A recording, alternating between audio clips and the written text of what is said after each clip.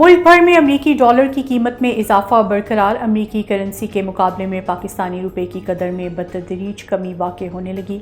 कारोबारी हफ्ते के तीसरे रोज़ इंटरबैंक में डॉलर की कदर में मज़ीद 59 पैसे का इजाफा हुआ है, जिसके बाद अमरीकी करेंसी 222 रुपये 50 पैसे पर ट्रेड हो रही है।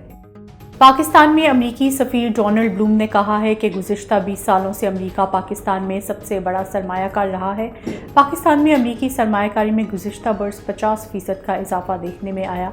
आलमी हफ्ता इंटरप्रेन्योरशिप के हवाले से अमरीकी सफ़ीर डोनाल्ड ब्लूम और वफाकी वज़ीर मुमलिकत बराए ख़जाना और महसूलात डॉक्टर आयशा गौस पाशा ने पाक अमरीका बाहमी तिजारत को बढ़ाने के लिए अमरीकी हुकूमत की जानिब से शुरू किए जाने वाले मंसूबे का बाज़ाब्ता इफ्तिताह किया।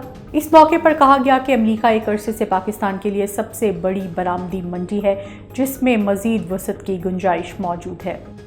तलब के मुताबिक पाम ऑयल दरामद करने की इजाज़त तक कुकिंग ऑयल और घी की कीमतें कम नहीं होंगी। इंपोर्टर्स और डीलर्स ने कीमतें कम करने का नुस्खा बता दिया। कहते हैं तलब के मुताबिक पाम ऑयल की इंपोर्ट बढ़ने से कुकिंग ऑयल और घी के नर्ख कम होंगे। हुकूमत से तलब के मुताबिक पाम ऑयल दरामद करने की इजाज़त देने का मुतालबा कर दिया। पाम ऑयल के इंपोर्टर्स, घी ऑयल मिल्स मालिकान, जनरल स्टोर्स मालिकान, करियाना शॉप्स मालिकान ने घी ऑयल की कीमतें कम करने का फॉर्मूला बता दिया है। ज़रूरत के मुताबिक पाम ऑयल की इंपोर्ट से मतलूबा मिक़दार में घी और ऑयल की तैयारी मुमकिन होगी।